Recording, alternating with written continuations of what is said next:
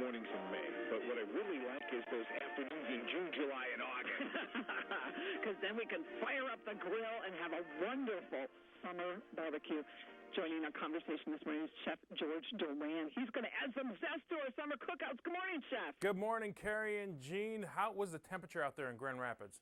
Well, right now we're in the, 50s? It's kind of iffy. It's iffy. But we've got tulips that we're fostering. We're keeping them well for our Tulip Time Festival this week, Chef. In fact, we have the governor coming to lunch today, and we were thinking we'd invite him over to our place for lunch this summer, and we thought you could give us some great grilling ideas for what to feed the governor. Absolutely. As long as the knobs on the grill aren't frozen, you're good to grill. That's my rule right over there.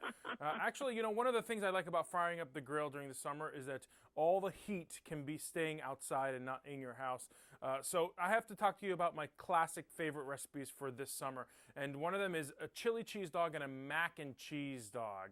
There's totally simple recipes to make. So first of all, you got to start off with premium all beef franks, and I use Nathan's. Nathan's has that iconic flavor from Coney Island, but it's available at your grocery stores right now. So what I do is I like to take their toppers. So this is really cool. So they've come up with these pouches. They're called Heat and Serve toppers, and inside of them are 3 flavors. You get chili, cheese, and onion, and all you do is you open up those toppers, you heat them up, and you just kind of just spread it on top of the dog directly. And the beauty is that you can keep this in your pantry. So very last minute, you want to bring up your game with your beef franks. All you do is you open up those pouches and you can make your own chili cheese dog or the onions or just cheese, whatever you want. Simple as that, and you get an awesome beef frank. See, you had me when you mentioned Nathan's, but when you mentioned the toppers too, wow. It's pretty awesome. And you know what? The other thing I like to do when it's really warm outside or when it's starting to get warm is to make pizza. And pizza on the grill, there's nothing like it, because if you make your own dough from scratch, that is the way you're going to win over guests. So what I made this year is a bacon and pulled pork jalapeno pizza.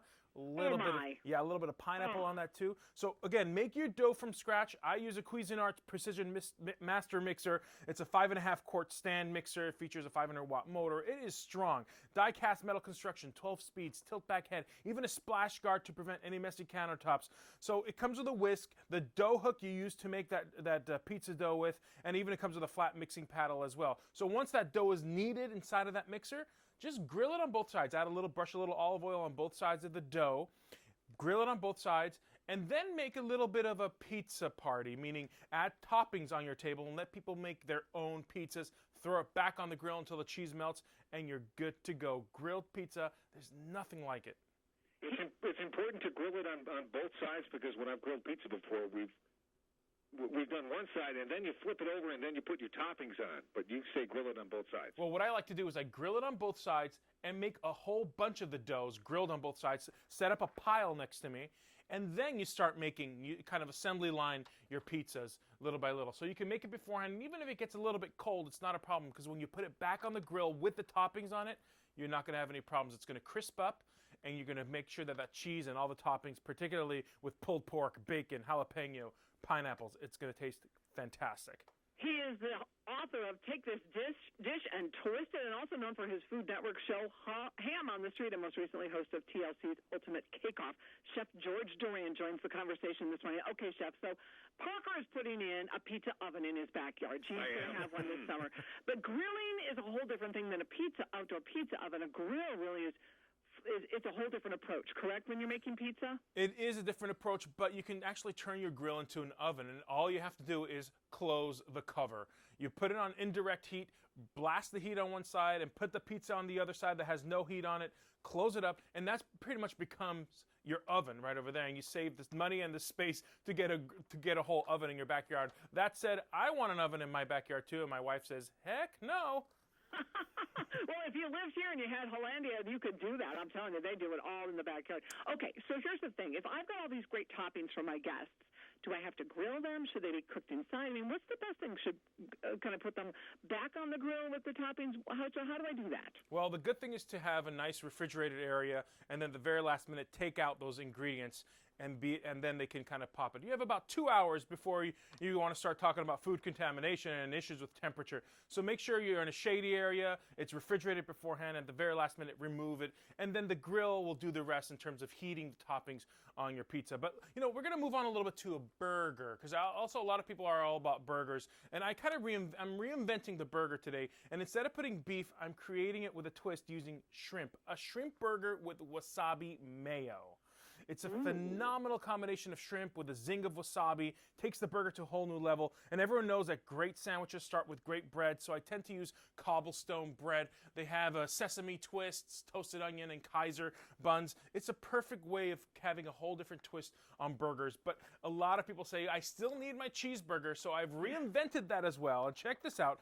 I'm getting you covered with Jarlsberg cheese. So what I do with Jarlsberg cheese, they have this nice ooey gooey goodness and a really nice meltability. I stuff my burger with Jarlsberg cheese. I make a stuffed Jarlsberg bacon cheeseburger. I take that little cube of Jarlsberg, I stuff it inside the meat, and then when I grill it, what happens is the cheese doesn't just ooze out completely and turn into a watery mess.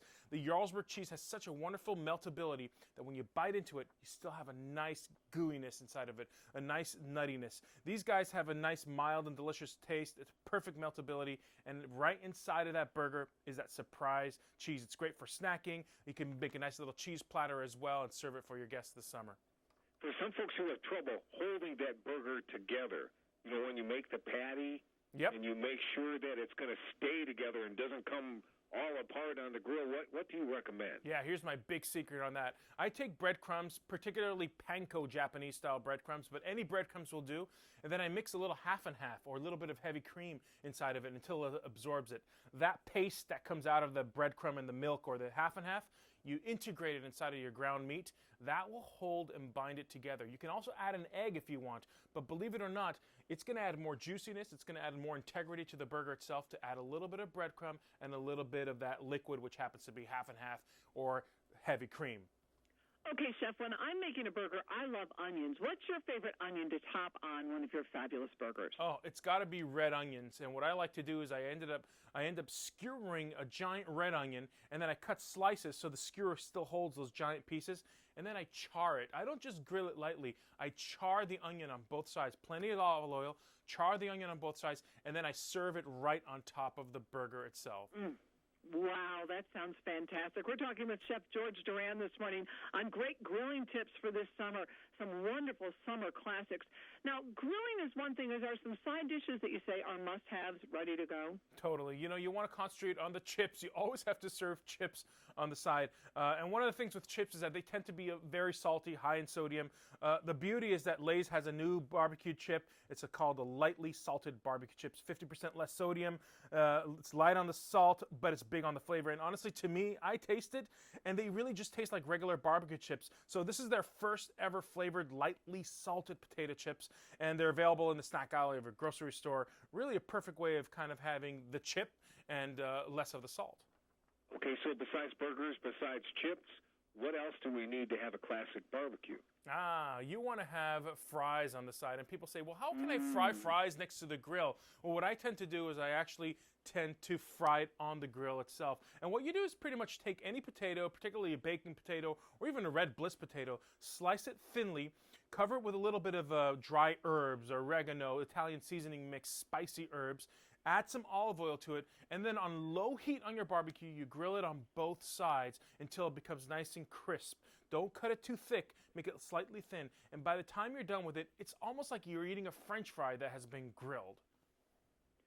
Chef George Duran joins the conversation. My stomach is now every time you come on the show, you make me hungry. And every time I leave the studio and I go and I eat all of your recommendations. And you know what?